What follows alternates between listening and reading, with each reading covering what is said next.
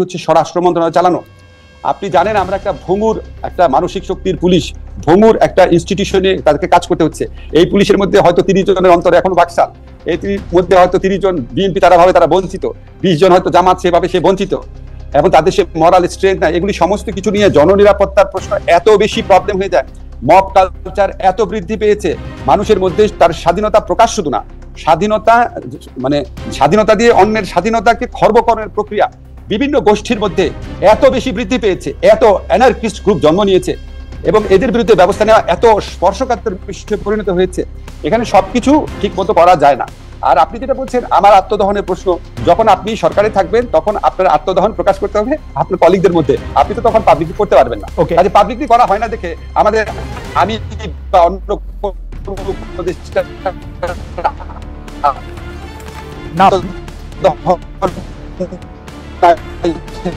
ভাববেন না। আমি আমি আমি এই প্রসঙ্গে আমার মন্তব্যটা করার আগে আমি একটু একটু জরিপের করছিলাম, সেটার মধ্যে জানতে চেয়েছিলাম দর্শকদের কাছে যে লন্ডনে প্রধান উপদেষ্টা। জি জি শোনা যাচ্ছে, আমরা শুনতে পাচ্ছি আপনাকে। আপনি কি আমাদের শুনতে পাচ্ছেন? জি জি জি। আচ্ছা, আমি একটু জরিপের ব্যাপারটা বলি যে আমরা প্রশ্ন করেছিলাম লন্ডনে প্রধান উপদেষ্টা ডক্টর মোহাম্মদ ইউনূসের সঙ্গে বিএনপির ভারপ্রাপ্ত চেয়ারম্যান জনাব তারেক রহমানের বৈঠক হবে। প্রিয় দর্শক, এর মাধ্যমে নির্বাচন নিয়ে মতবিরোধ দূর হবে কিনা? শতকরা 64% দর্শক মনে করছেন যে দূর হবে, শতকরা 36% মনে করছেন দূর হবে না। 31,000 দর্শক ভোট দিয়েছেন। প্রফেসর আসিফ নজরুল, আপনি যেটি বলছিলেন যে আসলে এই সময়ে এসে আইনের শাসন প্রতিষ্ঠা করার ক্ষেত্রে এবং ন্যায় বিচার প্রতিষ্ঠা করার ক্ষেত্রে আসলে অনেকগুলি চ্যালেঞ্জ রয়েছে, কিন্তু আপনারা কিন্তু এই সরকার কিন্তু একটি জনতুষ্টিমূলক সরকারি মোরলেস, কারণ আমরা দেখতে পাচ্ছি যে জনতার মধ্যে থেকে যেই কথাটা উঠতে থাকে বা যেই দাবিটা সামনে আসে সেই দাবিটার ক্ষেত্রে আপনারা কি বলবো যে এটা হার স্বীকারই করেন। এই সাব্বিরের গ্রেফতারটার ক্ষেত্রে আমি দেখতে পাচ্ছি যে তিনি আসলে যেটি করতেন সেটি হলো সরকারের সমালোচনা করতেন, ডক্টর মোহাম্মদ ইউনূসের সমালোচনা করতেন, একদমই শেখ হাসিনাকে সমালোচনা করার ফলে মুশতাক, তারপরে হচ্ছে যে ওগুলি আমাকে মনে করাইছে আর একটু বেশি সময় থাকলে শেখ হাসিনার থেকে তো আপনারা একটু ভালো স্যার, তো একটু ভালো হচ্ছেন আর কি স্যার, কিন্তু ডিগ্রিতে তফাৎ, বৈশিষ্ট্যে না স্যার। আমি কি বলি, হ্যাঁ আমি কিন্তু সাব্বিরের কেসটা পুরোপুরি জানি না, এক্স্যাক্টলি সাব্বির কি লিখেছে জানি না, ফলে আপনি যেটা বলছেন না হয়তো আমি আপনাকে প্রপারলি উত্তর দিতে পারছি না। কিন্তু আমি আপনাকে বলি আমার ফেসবুক ফ্রেন্ডের মধ্যে যারা ঢাকার টিচার আছেন, সাংবাদিক আছেন, তারা ডক্টর ইউনূসকে যেই ভাষায় যেইভাবে সমালোচনা করে এটা আপনি শেখ হাসিনা আমলে কল্পনাও করতে পারতেন। এবং আপনি আপনি দেখেন এত বাজে কথা বলেছে, একটা এত বয়স্ক এত সম্মানিত মানুষ সম্পর্কে আপনি যদি প্লিজ দেখেন এটা কোনো ব্যবস্থা নিচ্ছে, আমরা কি আমাদের বিরুদ্ধে কথা বলেছেন ব্যবস্থা নিয়েছি। সাব্বিরের ক্ষেত্রে যদি আমি পুরো জানি না উনি ফেসবুকে কি লিখেছে। আপনি শেখ হাসিনার দুর্দণ্ড শাসন আমলে আপনি শেখ হাসিনার উপদেষ্টাদের একজন সালমান এফ রহমান সাহেবের টেলিভিশনে বসে আপনি যেভাবে তার সমালোচনা করেছেন, শুধু আপনাকে এবং নুরুল কবির ভাইকে ধরলে মনে হয় যে বাংলাদেশ ওই সময় অনেক স্বাধীন ছিল, যেই কারণে আবার আলী রিয়াজ স্যার আমাকে বলছে যে আমি ফেসিবাদের পক্ষে কথা বলছি। আমি বলতেছি হচ্ছে যে আপনারা যারা বলতে চাইছেন তারা কিন্তু বলতে পারছেন, হয়তো আপনাদের কিছু তো ক্ষতি তো হয়েছেই, কিন্তু না খালেদ এক মিনিট, জি বলেন। আপনি কিন্তু এই কথা আগেও বলেছেন, আমি ক্লিয়ার করি আপনাকে। আমরা যেটুকু বলেছি তার চেয়ে 10 গুণ বেশি বলতে চেয়েছিলাম। আমরা বলতে চেয়েছিলাম শেখ হাসিনা হচ্ছে চোর, শেখ হাসিনা বাংলাদেশের সম্পদ পাচার করছে, তার ছেলে হচ্ছে দুর্নীতিবাজ, তার বোন হচ্ছে দুর্নীতিবাজ। আমরা বলতে চেয়েছিলাম ভারতের কাছে দেশ বিক্রি করে দেওয়া হচ্ছে। আমরা বলতে চেয়েছিলাম এই নির্বাচনগুলো করা হচ্ছে, ভুয়া নির্বাচন করা হচ্ছে বাংলাদেশকে ভারতের কাছে বেচে দেওয়ার জন্য। আমরা বলতে চেয়েছিলাম বাংলাদেশে একটা ভিনদেশীয় সংস্কৃতি কায়েম করা হচ্ছে, উদ্দেশ্য প্রণোদিত হবে। আমরা বলতে চেয়েছিলাম বাংলাদেশে যারা মুসলমান আছে সত্যিকারে আপনার কোনো রকম রাজনীতির সাথে জড়িত না, তাদেরকে জঘন্যভাবে হয়রানি করা হচ্ছে। আমরা এরকম বহু কথা বলতে পারি নাই, যেটা বলেছি সেটা শুনেছেন দেখে আপনার মনে হচ্ছে অনেক, সেটাও শেষের দিকে অনেক কমে গিয়েছিল অনেক। আপনি প্রোগ্রামটা করতেন যখন তখন প্রথম দিক 2018 পর ক্রমে কমতে আমি তো 2019 পরে চলে আসছি জার্মানিতে। আমি তবে 2018 আমি শুনতে পাই, প্রফেসর আসিফ নজরুল দেখেন আমার শোনাটা কিরকম, আমি শুনতে পাই যে আপনাদেরকে টেলিভিশনে নেয়ার ব্যাপারে নিষেধাজ্ঞা ছিল কোন টেলিভিশনে, কিন্তু আমি যেই শুনেছি যে আপনাকে নিষেধাজ্ঞা, আমি তখনই আপনাকে অনুরোধ করে 3 বার 5 বার 7 বার অনুরোধ করে আপনাকে টিভিতে নিয়ে আসে, আপনার মনে আছে নিশ্চয়ই। আপনি বরং আমি শুনতাম অন্য টেলিভিশন আপনাকে নিতে পারে না, আর আমি আপনাকে নিতে পারতাম না, আপনাকে অনুরোধ করে আপনি সময় দিতে পারতেন না। আচ্ছা বলেন পার্থক্যটা কোথায়? যেমন আমি সবচেয়ে বেশি যেতাম মতিউর রহমান চৌধুরী চ্যানেল আইতে, আপনি জিজ্ঞেস করে দেখেন চ্যানেল আইয়ের শাইখ সিরাজ, উনি যখন আমাকে বললো দেখি না কেন, আমি বললাম আপনারা প্রোগ্রামে ডাকেন না, দেখবো কি হবে। উনি আমাকে কি বলেছে জানেন? বলে আমাদের ঘরের উপর রেখা বন্দুক চালাবেন আর আমরা ঝামেলা পড়বো, আমরা আপনাকে ডাকবো। ঢাকার অবস্থা ছিল না। আমাকে জিল্লুর বলেছে ডাকার পর কি খারাপ পরিস্থিতিকে সম্মুখীন হতে হতো। জিল্লুর বলেছে চ্যানেল আই আপনাকে আনার পর আমাকে বলতে হচ্ছে যদি আসিফ নজরুলকে আমি 3 মাস 6 মাস পর আনতে না পারি আমি প্রোগ্রাম করবো না। আমি প্রোগ্রাম করতাম বাংলা ভিশনে, সবচেয়ে বেশি খেয়াল করেন আপনি একদিনও বাংলা ভিশনে আমাকে নিতে পারে নাই, ভয়ে কাঁপতো তারা। সেখানকার লোকজন বলতো ভাই বাংলা ভিশনে পারবো না। আপনি পেরেছিলেন, মোজাম্মেল বাবু চাইলে মোজাম্মেল বাবু পারতো, অনেকবার বলেছিল যায়নি, কারণ আপনাদের যে টিভি চ্যানেল ছিল তার মালিক ছিল সরকারের অত্যন্ত ক্ষমতাশীল ব্যক্তি, শুধুমাত্র এই কারণে পেরেছিলেন। এটা হচ্ছে আমার ধারণা। আপনি এত সরকার বিরোধী একটা ভয়, সরকারের ক্ষমতাশালী ব্যক্তিরা আরো বেশি দরকার ছিল। আমাকে যাই হোক, আমি আপনার প্রসঙ্গে যাইতে চাই না, কিন্তু তারা শিল, কিন্তু আপনারা আপনি স্বাধীনভাবে প্রোগ্রাম করতে, আমার মনে আছে আসিফ ভাই, সরি আমার মনে আছে আপনি আমার প্রোগ্রামে এসে বলছিলেন প্রধানমন্ত্রী এই কাজটা করছে গাধার মতো, যখন তার না মানে seriously I am telling you, আপনি ইন্ডিপেন্ডেন্ট টেলিভিশনে পয়সা আপনি বলছিলেন যে এটা বলছে গাধার মতো। এক্স্যাক্টলি আমি এক্স্যাক্টলি এইভাবে বলি না, আমি গাধা ছাড়া তো এরকম করব। আচ্ছা যাই হোক, আমি এইটার মধ্যে থেকে আসি যে আপনারা খুব পপুলিস্ট সিদ্ধান্ত নিতেছেন কিনা, যে পপুলিস্ট সিদ্ধান্তের মধ্যে মানে জনগণ যে চাইতেছে সেইটাই আপনারা আসলে করতেছেন কিনা। যেমন দেখেন প্রফেসর আসিফ নজরুল আসলে প্রফেসর ইউনূসের কাছে থাকলে এগুলি প্রশ্ন প্রফেসর ইউনূসকে বলা উচিত। আমার মনে হয়েছে যে প্রফেসর ইউনূস আমাদেরকে মিথ্যাবাদী বলছে, যদিও মিথ্যাটা বলছে আপনার সরকার, আপনারা এই করিডোর নিয়েই বলে, করিডোরের ব্যাপারে আমরা কোনো প্রশ্ন করি নাই যতক্ষণ পর্যন্ত পররাষ্ট্র উপদেষ্টা না বলছে যে আমরা এখানে একটা করিডোর দিতে যাচ্ছি। তেনায়া পেঁচায়া হাই রিপ্রেজেন্টেটিভ বলছে যে এইখানের মধ্যে একটা ত্রাণ করিডোর হচ্ছে, মানবিক করিডোর না। ডক্টর মোহাম্মদ ইউনূস কি বললেন? যারা এগুলি বলতেছে শুধু মিথ্যা কথা বলতেছে, জাতির উদ্দেশ্যে ভাষণ। আমিও তো বলছি আমি মিথ্যাবাদী, কারণ এই কথা আমি কারিগে বলবো, আমিও তো বলছি, এটা উনারা বলছেন এবং উনারা এটা নিয়ে কথাও চালাইছেন। এটা কেমনে হলো?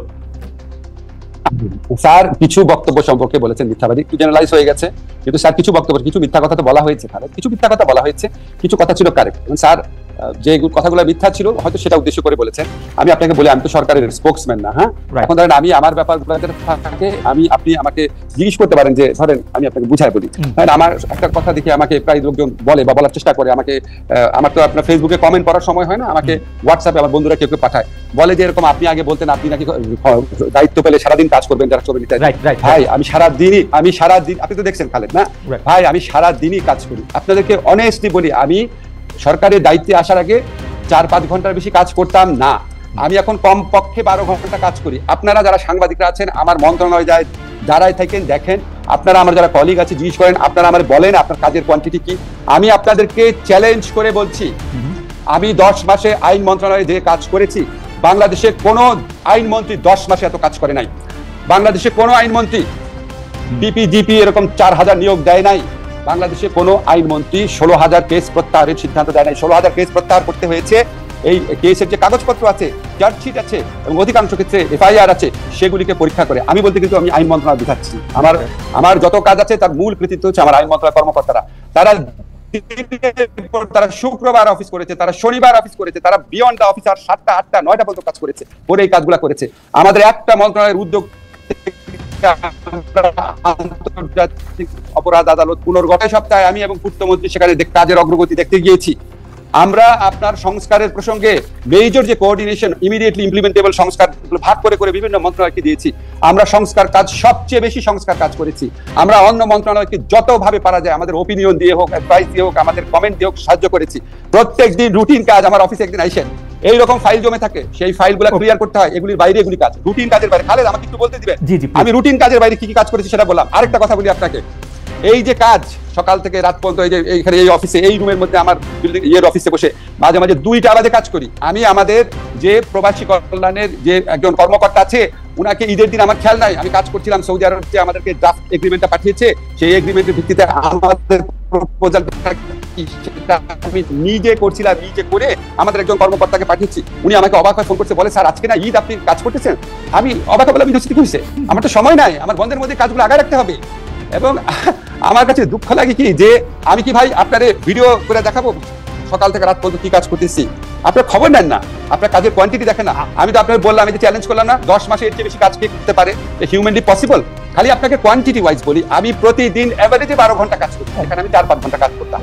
এবং আমি আপনাকে বলি, প্রথম একটা কথা বলি, প্রথম 2 মাস 3 মাস আমি 16 ঘন্টা কাজ করতাম। প্রথম 1 মাস আমি এভারেজে 3 ঘন্টা ঘুমাতাম। আমি জীবনে কোনোদিন, আমি একমাত্র পিএইচডি করার সময় লাস্ট যখন এডিট করছিলাম, ওই লাস্ট 3 মাস এত কষ্ট করেছি, জীবনে আমি এত কষ্ট করি নাই। আমি প্রফেসর আসিফ নজরুল, আসলে আমাদের একটু সময়, আজকে আমাদেরকে একটু যদি বেশি সময় দেন, আমাদের একটু দেরিও হয়ে গেছে শুরু করতে, কারণ অনেকগুলি বিষয় আসলে অনেক দর্শক শুনতেও চাইছেন। প্রফেসর আসিফ নজরুল, আপনি জানেন যে আমরা একটু আইনের প্রসঙ্গে আপনার একটু দৃষ্টি আকর্ষণ করি যে গত ফেব্রুয়ারি মাসে আপনি একটি বক্তব্য দিয়েছিলেন যেখানে আপনি বলেছিলেন যে হুটহাট কাউকে জামিন দেবেন না। আমি আপনাকে কোট করছি, যিনি জামিনের যোগ্য তাকে বঞ্চিত করবেন না। অনেকেই বলছেন আইন উপদেষ্টার চেয়ারে থেকে আপনি যখন এটি বলছেন তখন সেটা বিচার বিভাগের, শাসন বিভাগের হস্তক্ষেপের ইঙ্গিত হিসাবে এটিকে দেখতে হবে। শোনেন, আমি দুইটা কথা যদি আপনি একসাথে দেখেন তাহলে হস্তক্ষেপের ইঙ্গিত হবে না। আপনি একটা মনে রাখতে হবে যে আমাদের এখানে বিচার বিভাগও তারা প্রচন্ড আত্মবিশ্বাসহীনতায় ভুগছিল, কারণ শেখ হাসিনার আমলে তাদেরকে দাসত্বের মধ্যে দিয়ে কাজ করতে হয়েছে। তারা কি ডিসিশন নিবে কি ডিসিশন নিবে না প্রত্যেকটা জিনিস আইন মন্ত্রণালয়ের কাছে তাদেরকে বলতে হতো, মুখ চেয়ে থাকতে হতো। এগুলো আপনি জানেন, এগুলো বানানোর কথা না। আমি পলিটিক্যাল কেসের কথা বলছি, নর্মাল কেসের না। এখন ধরেন তাদের তো আমি তো আর ফোন করি না, তাদের আমি তো ডিরেকশন দিই না। জেনারেল যে রুলটা আইনের ক্ষেত্রে, জেনারেল যে রুলটা সেটাই তো আমি বলেছি, আপনি হুটহাট করে জামিন দিবেন না, আবার যারা ডিজার্ভ করে তাদেরকে বঞ্চিত করবে না। কারণ আগের আমলে হুটহাট করেই জামিন দেওয়া হতো আওয়ামী লীগের লোকদের, আর যারা পাওয়ার কথা তাদেরকে বঞ্চিত করা হতো বিএনপির লোকদের বা জামাতের লোকদের বা আপনার হেফাজত ইসলামের লোকদের। সেই জন্য আমি কার্ডিনাল প্রিন্সিপালটা বলেছি, কার্ডিনাল প্রিন্সিপালটা আমি ওপেনলি বলেছি। আমি যদি হস্তক্ষেপ করতে চাবো, আমি কি গাধা? আমি কি ওপেনলি বলবো? তাহলে আমি ফোন করে বলবো যে এটা করো। দুইটা বিষয় প্রফেসর আসিফ নজরুল, আপনি আইনের শিক্ষক হওয়ার কারণে জুডিশিয়ারিতে যারা আছে তাদের অনেকেই আপনার ছাত্র, এমনকি উচ্চ আদালতেও আপনার ছাত্রদের মধ্যে অনেকে রয়েছেন। কিন্তু আপনি যখন আইন উপদেষ্টা মানে সরকারের নির্বাহী বিভাগের চেয়ারে বসে যখন এই কথা বলেন, তখন যারা জুডিশিয়ার মানে যারা চালান তাদের ক্ষেত্রে এটা মনে হইতে পারে কিনা যে স্যার আমাদেরকে ধমক দিচ্ছেন, যে ধমকটা আসলে আপনার দেওয়ার কথা না? যে ধমকটা তো খুব ভালো ধমক। হুটহাট করে জামিন দিবেন না মানে যেটা জামিন পাওয়ার যোগ্য না সেটা দিবেন না, আর যেটা জামিন পাওয়ার যোগ্য সেটা দিবেন। এটা ধমক কোথায় হলো? এটা সৎ উপদেশ।